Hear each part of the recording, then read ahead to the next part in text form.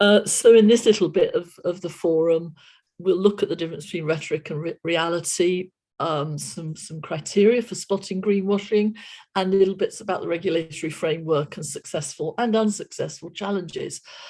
In all of that, I'm going to echo what Sydney says, which is that there are huge numbers of questions. Some of them don't have answers. And although I'm talking about the regulatory framework, I'm not a lawyer. So I'm not an expert. I've had advice, but it's not like the real thing. Go back to the Competitions and Markets Authority, and I guess credit to them because they launched last year a green claims code, and you can see on the right here what the criteria are for determining, for what must be true of claims that are made. And they're what we'd expect. They need to be truthful, accurate, and so on and so forth. They've published a little video, which I hope will work okay, which is for retailers, organizations, corporates, to help them to determine whether or not their claims are greenwash or not. So let's see if this works. So far, so good.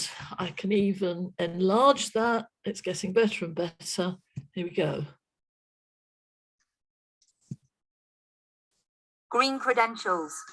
They're worth shouting about, right? More people want to buy green than ever before, and businesses are responding. But as a business, you need to be sure your green claims aren't misleading. It's your reputation that's at stake. CMA's Green Claims Code will help you stay on course and avoid misleading your customers. To follow the code, ask yourself, are your claims truthful and accurate? Businesses must live up to all claims made. Are your claims clear and unambiguous? Your customers should be able to understand the claims you're making. Don't confuse them with vague terms or phrases. Do your claims omit or hide important information? Your customers must be able to make informed choices and be given the full picture. Do they only make fair and meaningful comparisons? Products being compared should meet the same needs or be intended for the same purpose. Have you substantiated your claims? Make sure you provide evidence to back up your claims and that it's robust and credible. Do they consider the full life cycle of the product? That's its overall impact from creation to disposal. Use the Green Claims Code to get your green claims right. To find out more, go to gov.uk/greenclaimscode. Brought to you by the Competition and Markets Authority.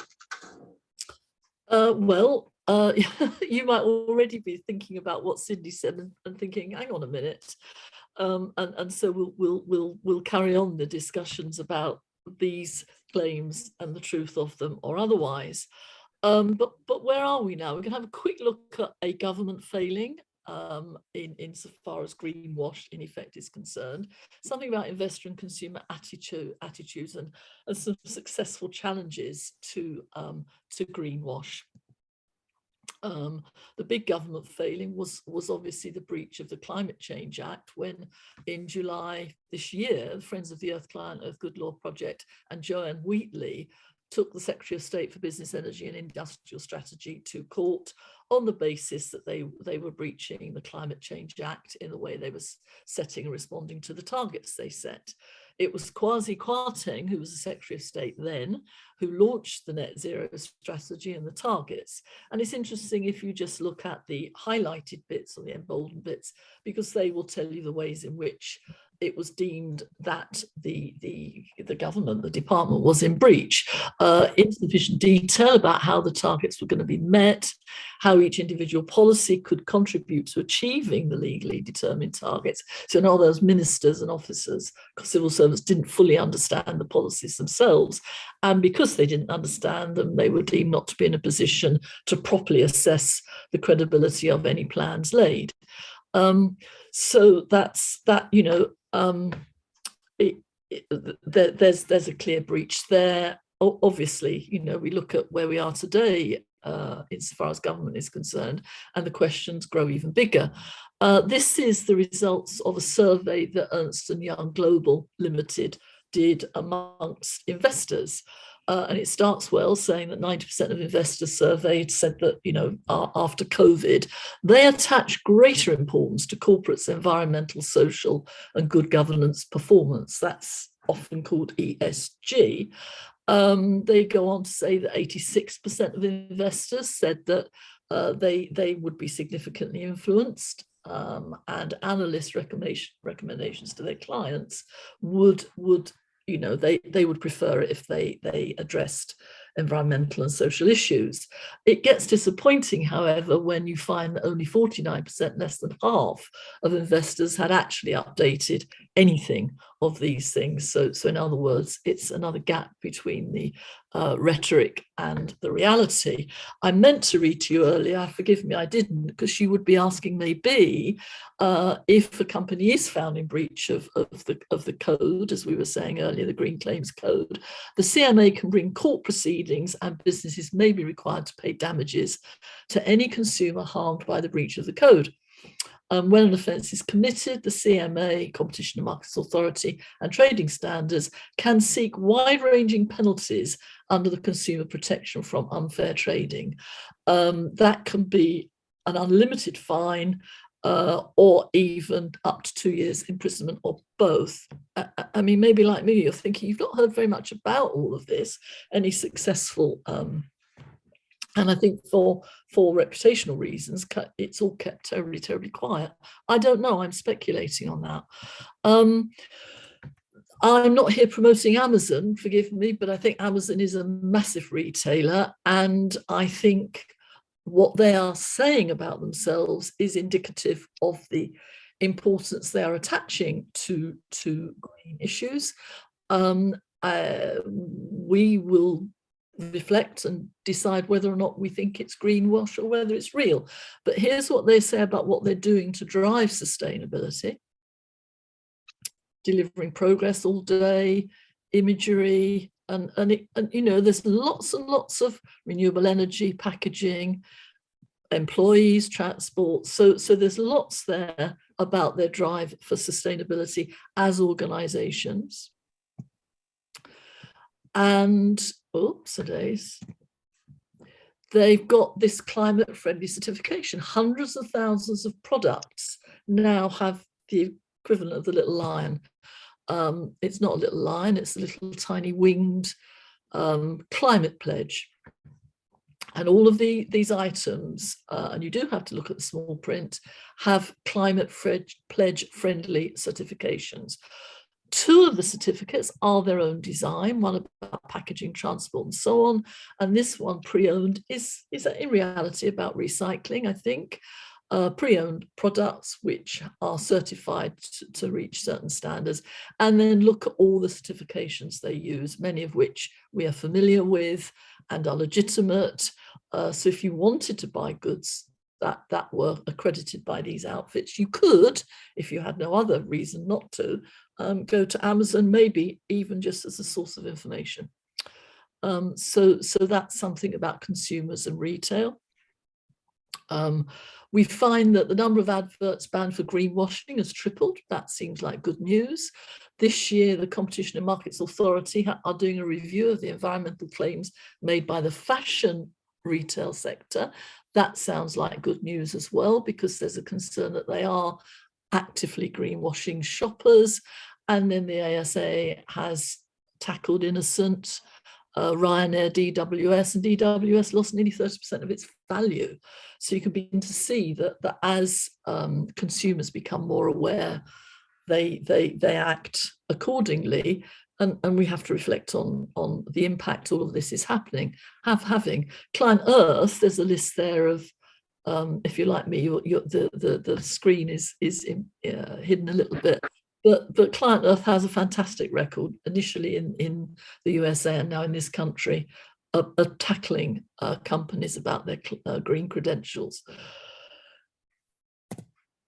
So where are we now? I think huge questions to ask about democracy. I mean, I would mention Kwasi Kwarteng, Jacob Rees-Mogg, Liz Truss, North London Waste Authority. These are all elements of our democracy that I think are falling well short of proper standards in the way that the Green Claims Code expects. Except we have to bear in mind that probably councils or governments, local government, local authorities are not held to those standards.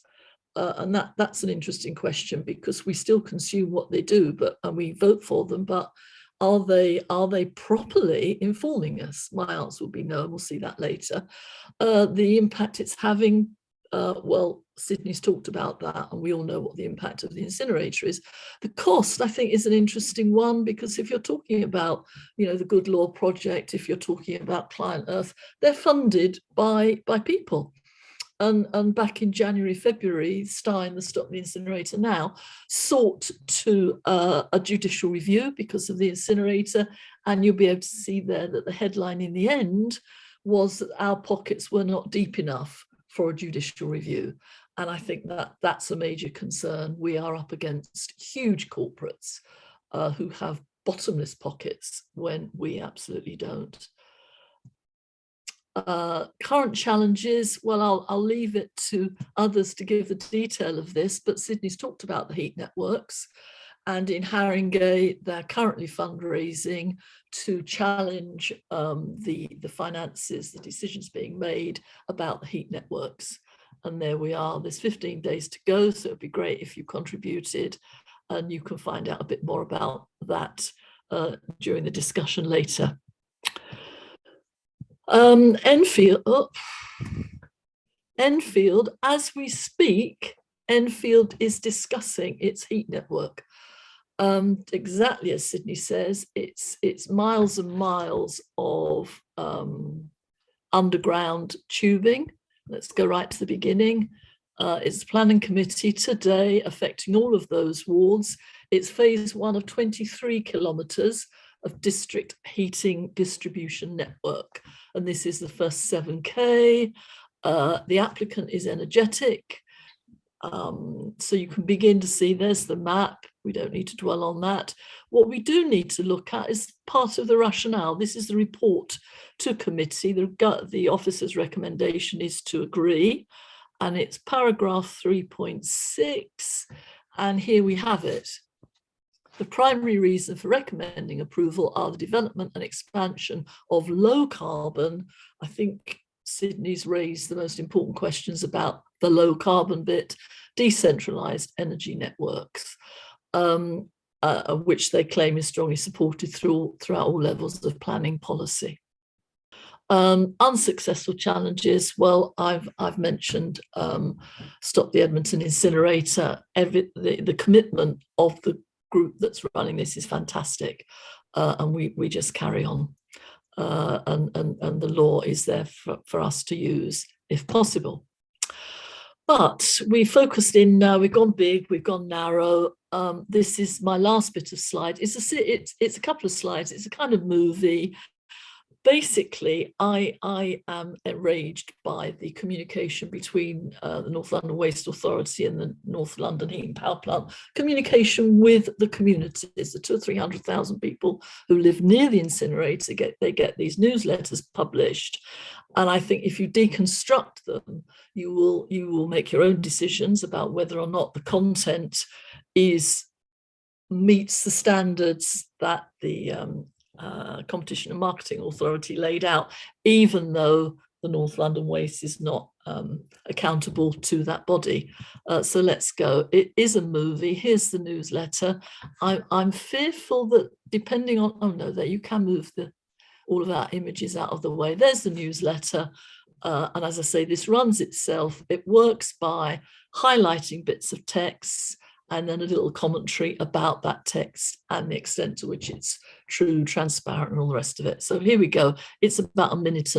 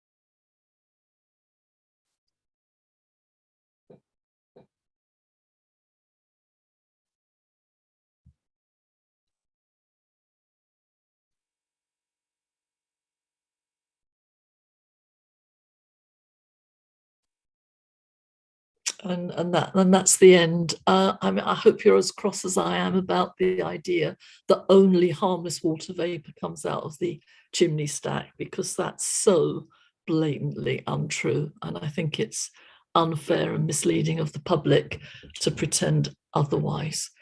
Thank you.